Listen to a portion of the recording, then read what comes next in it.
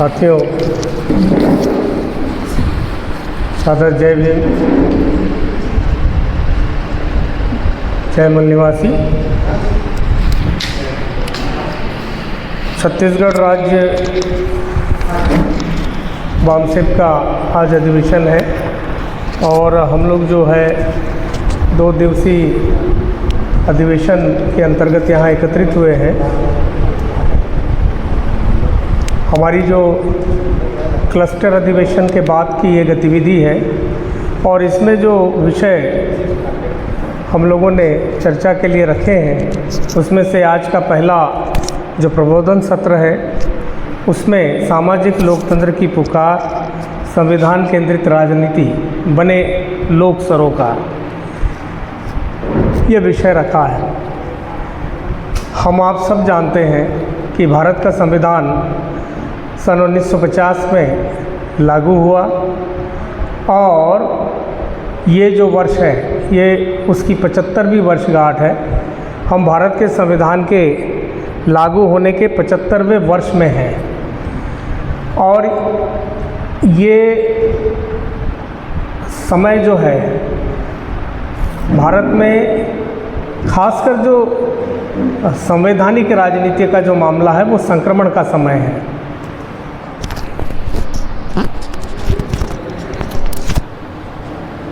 कहने के लिए तो हम चूँकि इस देश में बहुत बड़ी आबादी है और उसमें से भी 18 साल और उससे ऊपर के जो लोग हैं वो वोटर हैं और इन वोटर के माध्यम से देश में होने वाले विभिन्न निकायों के चुनाव में उनकी भागीदारी होती है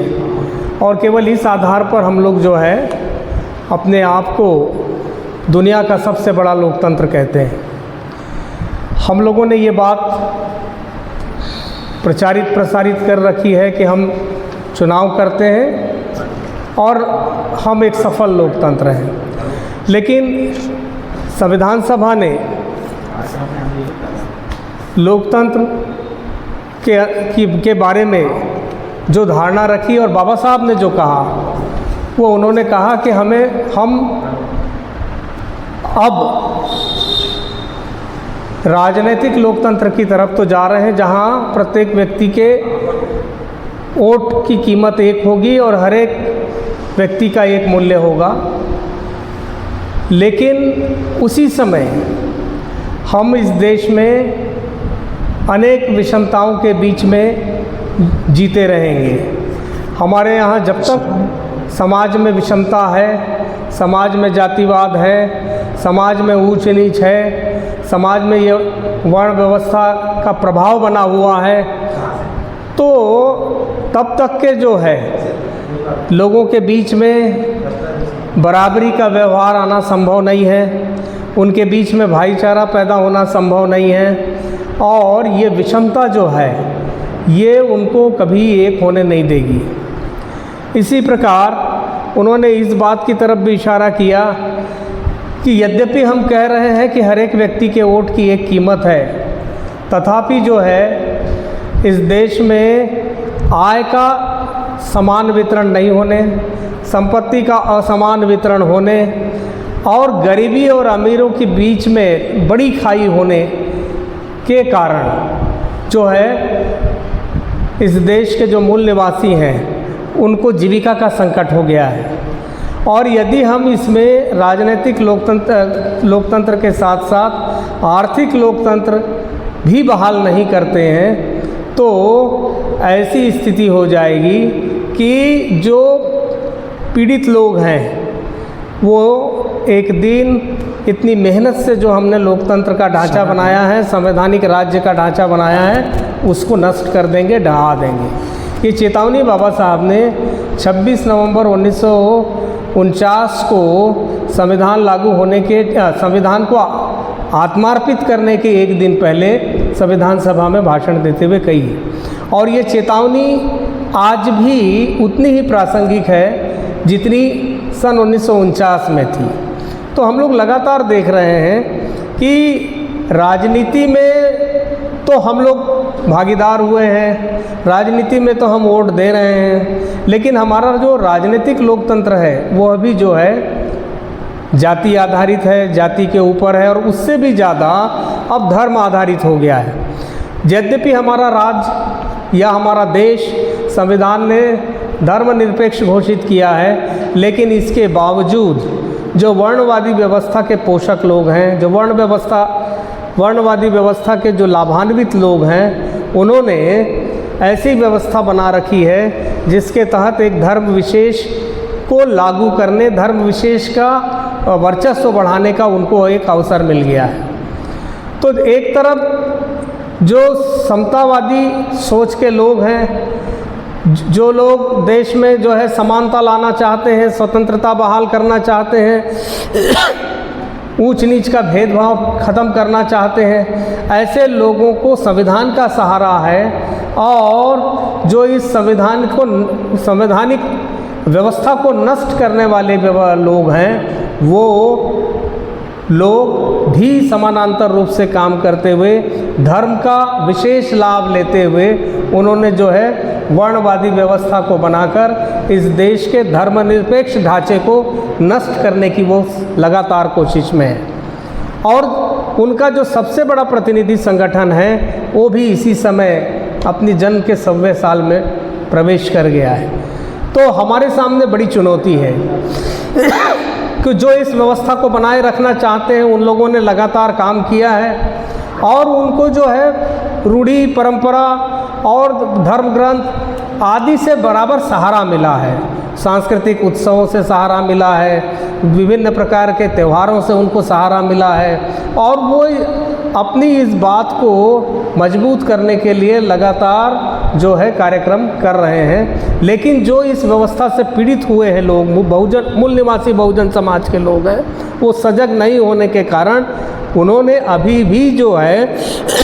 भारत के संविधान के समर्थन में खड़ा होना ज़रूरी नहीं समझा है।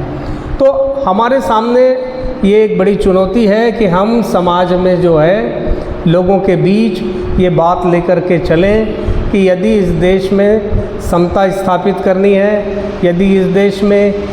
अच्छा जीवन जीना है, यदि इस देश में शिक्षा, स्वास्थ्य, रोजगार की समस्या हल करनी है, तो ये सारी समस्याएं भारत के संविधान में दिए गए नीति निर्देशक तत्वों के माध्यम से हल हो सकती है। और बाबा साहब ने जब ये संविधान में इन आर्टिकल्स को रखा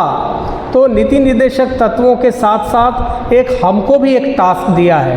कि अगर कोई सरकार नीति निर्देशक तत्व जो दिए हैं संविधान में उनके तहत काम न करती हो,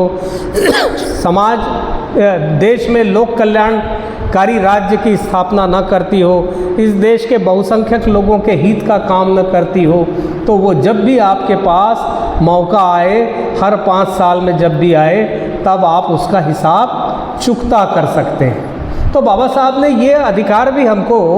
वोट का अधिकार दिया है और सरकारों के सामने रखा है कि वो लोक कल्याणकारी राज्य की स्थापना करें, लोक कल्याणकारी कार्यक्रम बनाएं और उनको जो है लागू करें। तो हम लोग लगातार देख रहे हैं साथियों कि जो ये असमानता जो है वो बड़े पैमाने पर हो रही है और सार्वजनिक धन, सार्वजनिक संपत्ति, जनता के पैसे आदि जो है वो धीरे धीरे कुछ विशेष लोगों के हाथ में इकट्ठे होते जा रहे हैं। हम लोग लगातार देख रहे हैं कि सार्वजनिक संपत्तियों का निजीकरण किया गया। सार्वजनिक संपत्तियों के निजीकरण की वजह से जो रोज़गार के अवसर थे वो ख़त्म हुए, सारा रोज़गार निजी क्षेत्र में चला गया, सारा जो धन है वो कुछ लोगों के आसपास इकट्ठा हो गया और इस देश के बैंक में जो जनता का धन था वो भी कुछ निहित स्वार्थी लोगों के पास में चला गया। तो हम लगातार ये देख रहे हैं कि इसकी वजह से जो मूल निवासी बहुजन समाज है वो और निर्धन हुआ है और उसके सामने सम्मानजनक जीविका का संकट खड़ा हो गया है। आप और हम सब ये देखते हैं और जानते हैं कि जो पूंजीपति वर्ग है वो अब उसको जो भी साधन मिल रहे हैं, उसको जो भी सहायता मिल रही, उसको इस देश के मूल निवासी बहुजनों की का जो धन है वही मिल रहा, बैंकों के माध्यम से वही मिल रहा, सरकारी संपत्ति के तहत उसको ज़मीन मिल रही, उसको सरकारी बैंकों से धन मिल रहा, लेकिन इसके बावजूद जब वो जो है एक निजी उद्योगपति कहा जाता है और वो समाज में लोक कल्याण की भावना से काम नहीं करता, वो अपने मुनाफे के लिए काम करता है, वो सम्मानजनक जीविका नहीं देता, कम से कम लोगों को काम देता है और अधिक से अधिक काम लेता है। इसके अलावा मूल निवासी बहुजन समाज के लोगों के पास में अब जो है जीवन का संकट हो गया है, आजीविका के संकट के साथ साथ उसके पास केवल ऐसे काम धंधे रह गए हैं जिसमें किसी भी प्रकार की सामाजिक सुरक्षा भी उसको नहीं मिल रही, सामाजिक सुरक्षा भी उसको नहीं मिल रही। तो ये जो व्यवस्था है इसमें हम बराबर देखते हैं कि जब सरकार लगातार कुछ उद्योगपतियों को, लगातार कुछ पूंजीपतियों को सहयोग कर रही है और वो जनता के पैसे से या जनता की संपत्ति से कर रही है, तो फिर वो निजी कैसे हुआ? उसमें रोजगार और सम्मानजनक रोजगार का हक हमारा है, हमें इस दिशा में सोचना है, इस दिशा में दबाव बनाना है कि एक तो जो है किसी भी संपत्ति का निजीकरण ना हो, और यदि निजीकरण हुआ भी है तो चूंकि वो निजी संपत्ति भी समाज के या जनता के पैसे से हुई है, उसमें जनता का भी उतना ही हक है जितना उस उद्योगपति का है। और बाबा साहब ने कहा ही है कि इस देश में अगर हमको समता, स्वतंत्रता, बंधुत्व स्थापित करना है,